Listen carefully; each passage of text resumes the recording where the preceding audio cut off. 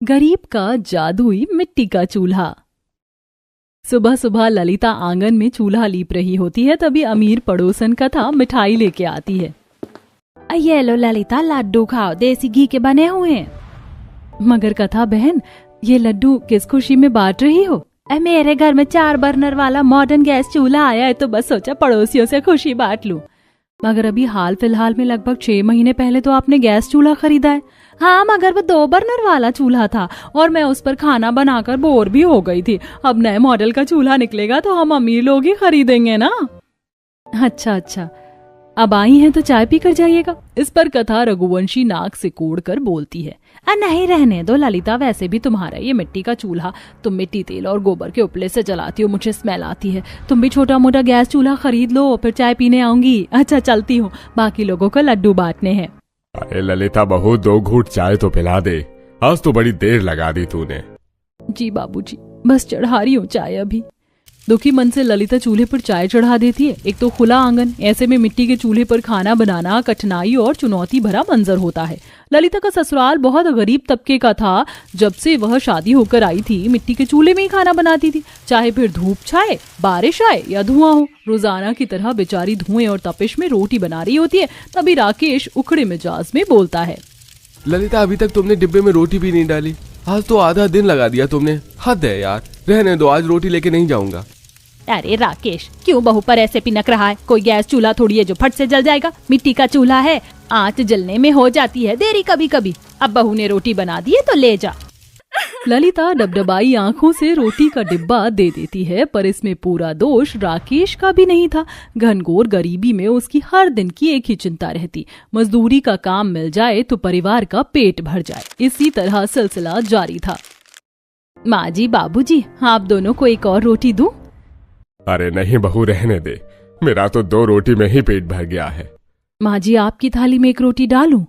नहीं बहू, मैं तो ये रोटी बड़ी मुश्किल से सधा रही हूँ, ले इसी थाली में खा ले तू भी, दोपहरी हो गई है। माँ जी, बच्चों के स्कूल से आने का समय हो गया है, उन दोनों को खाना परोस कर फिर मैं खा लूंगी। तभी पसीने में भीगे हुए पूजा सोनू अंदर आते हैं। आ गए मेरे प्यारे बच्चों, जल्दी से हाथ मुंह धो लो, मैं खाना परोसती हूँ। पहले बताओ, खाने में क्या बनाया है? रोटी और आलू की भुजिया बनाई है बच्चों। रोटी भुजिया सुनते ही सोनू मुंह फुलाकर खाने से बना कर देता है। मुझको नहीं खाना आपकी सड़ी हुई रोटी भुजिया, आप ही खा लेना। हाँ, मुझको भी आलू की भुजिया रोटी नहीं खानी है। मगर बच्चों, तुम दोनों को तो आलू की भुजिया रोटी पसंद है। पसंद है, लेकिन माँ तुम डेली आलू की भुजिया और सूखी रोटी और सादे दाल चावल के सिवा कभी कुछ अच्छा क्यों नहीं बनाती हो? अरे पूजा, तो मेरी प्यारी समझदार पोती है ना, ऐसे खाने से नाराज नहीं होते हैं। क्या खाना है मेरी पोती को? दादी, मुझको मटर पुलाव, शाही पनीर, दाल मखनी खाने का दिल करता है, मगर माँ हमारे लिए कभी नहीं बनाती है। बच्चों, तुम्हें पता है ना, तुम्हारे पिताजी बड़ी मुश्किल से हमारा पेट भरवाते हैं। हम इतने अमीर नहीं हैं जो मटर पनीर जैसी महंगी सब्जी हमारे घर में बने।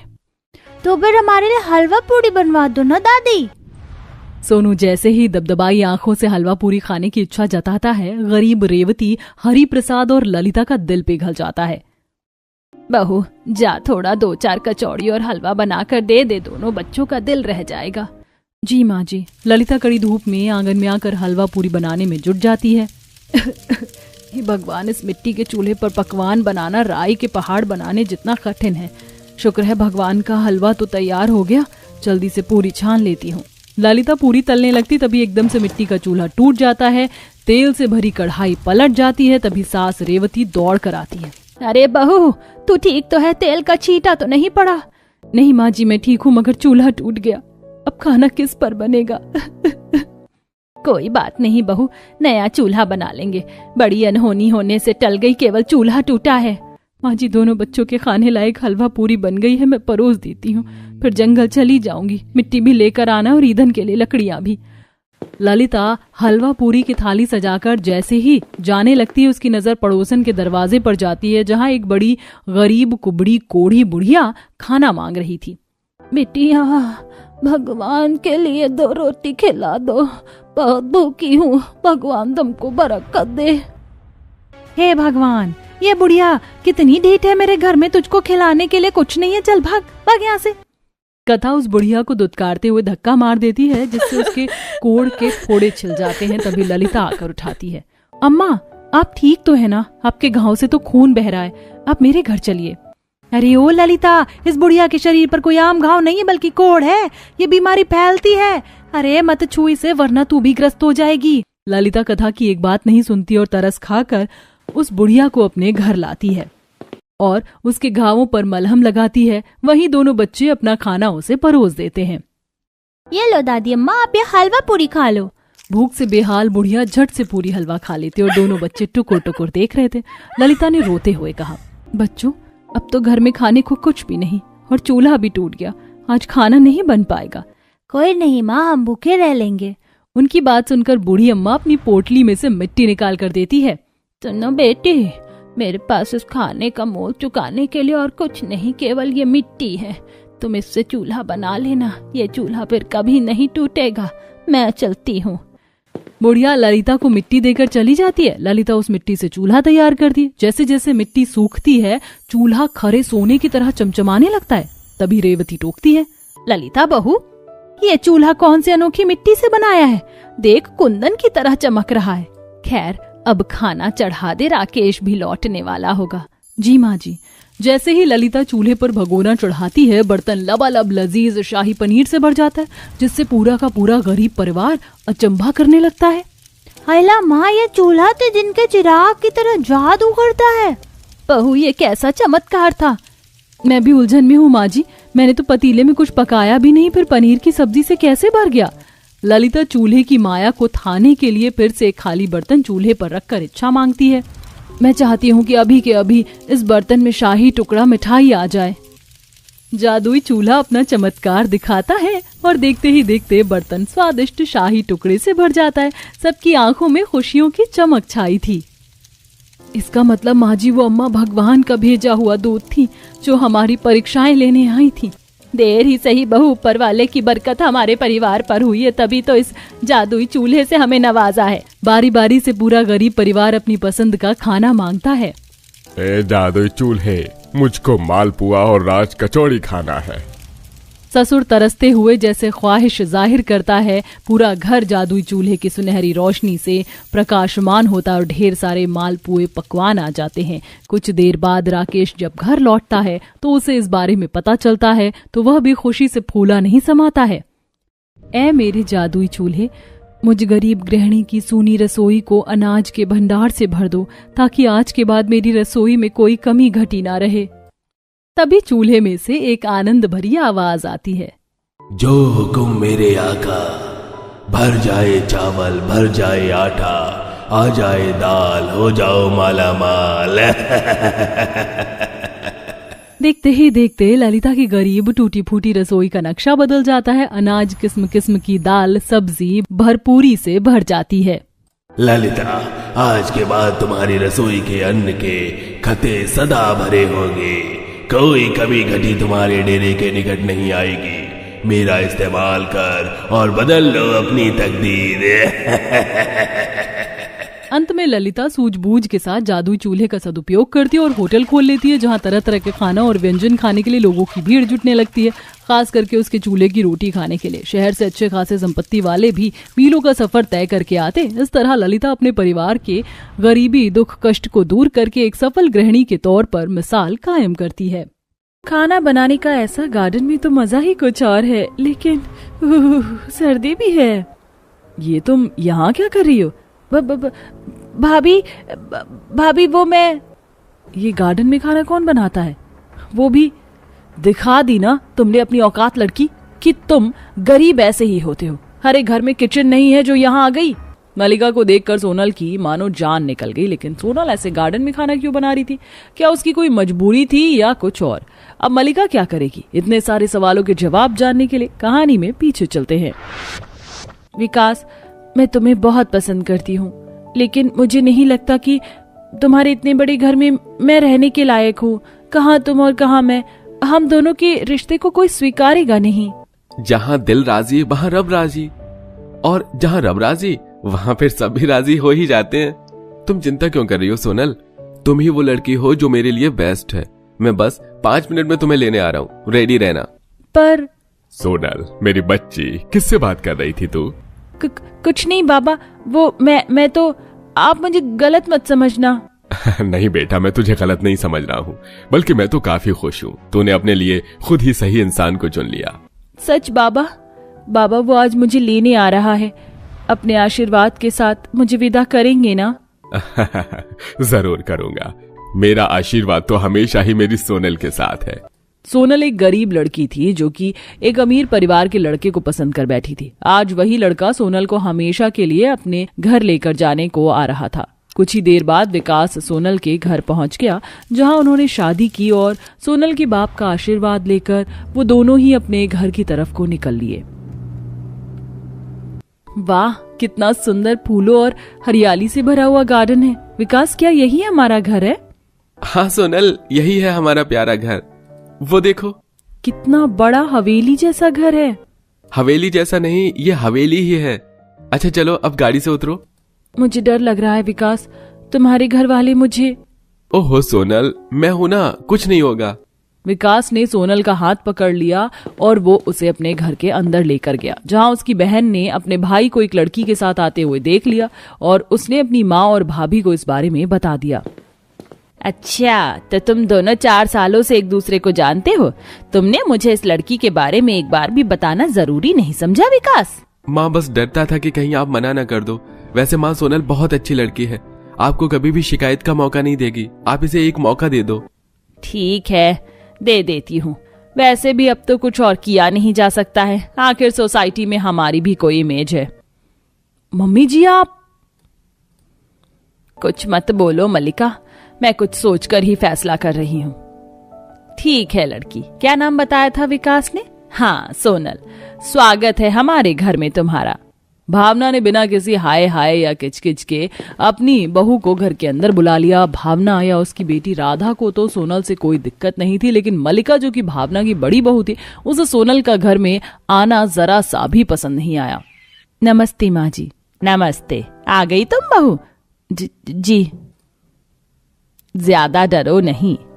ठीक है, तो आज तुम्हें खुद को अच्छी बहू साबित करने का मौका दिया जा रहा है। आज तुम्हारी पहली रसोई होगी और उसी से पता चल जाएगा कि तुम कैसी बहू हो। सारा सामान किचन में है। राधा, सोनल को रसोई दिखाओ। अपनी माँ की बात सुनकर राधा सोनल को रसोई दिखाने को ले आई। देखो भाभी, ये रहा हमारा सारा सामान। इधर चम्मच है, इधर क्रॉकरी है और गैस चूल्हा ये वाला है और इलेक्ट्रिक चूल्हा इधर है। अब मैं जाऊं? हाँ, चली जाओ।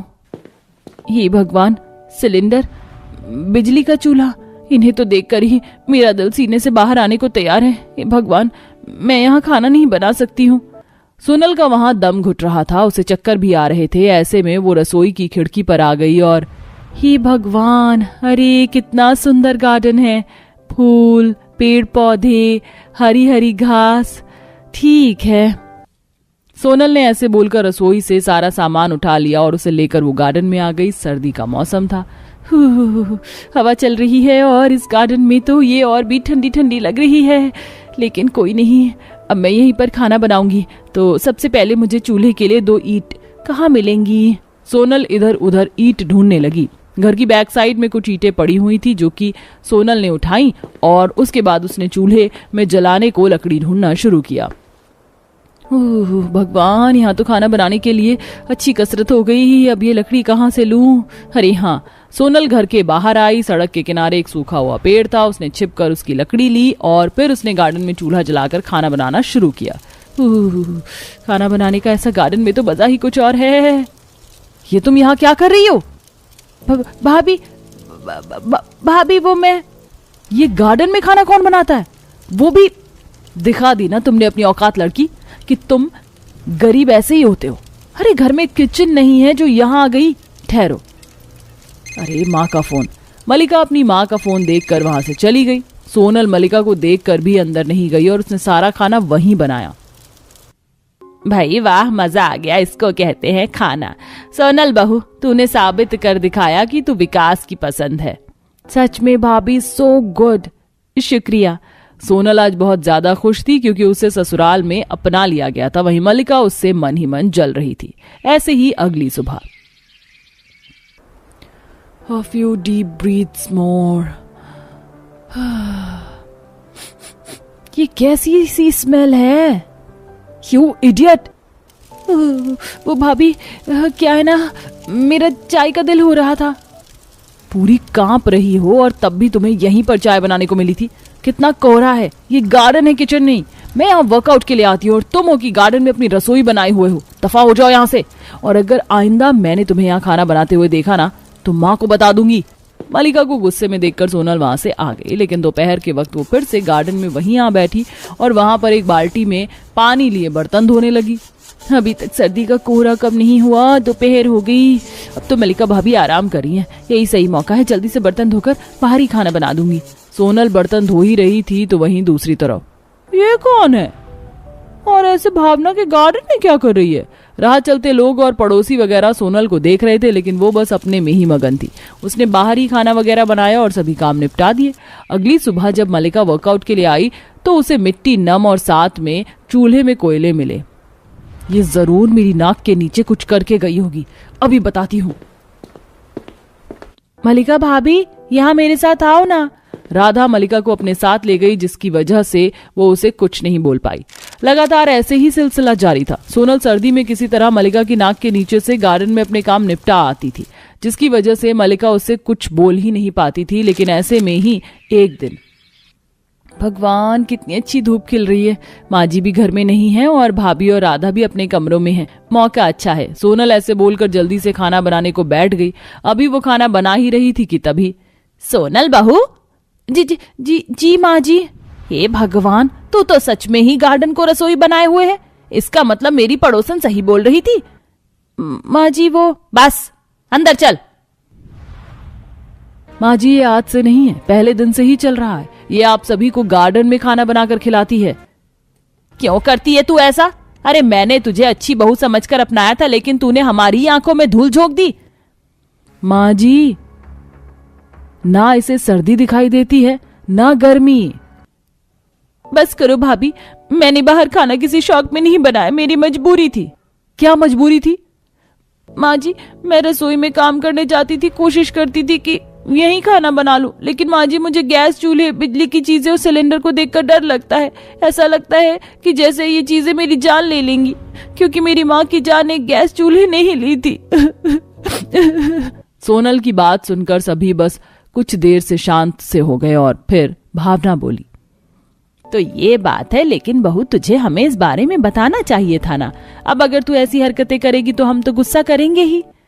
हो सके तो मुझे माफ कर देना सोनल, मैं बेवजह ही बहुत कुछ तुमसे बोल चुकी हूँ, जबकि मैंने कभी बाहर खाना बनाने का तुमसे रीजन नहीं पूछा। आप माफी मत मांगिए। रो मत भाभी, ज्यादा बड़ी बात नहीं है। ये चीजें बेशक खतरनाक है, लेकिन अगर सावधानी से इस्तेमाल करो तो बहुत काम की भी हैं। अब हम आपको इन्हें सावधानी से इस्तेमाल करना बताएंगे। राधा की बात सुनकर सोनल मुस्कुराने लगी। बस फिर क्या था, उसी दिन से मलिका और राधा ने मिलकर सोनल को किचन की चीजें सावधानी से चलानी बताई। कुछ दिनों में ही सोनल सब कुछ सीख गई और सब फिर खुशी खुशी रहने लगे।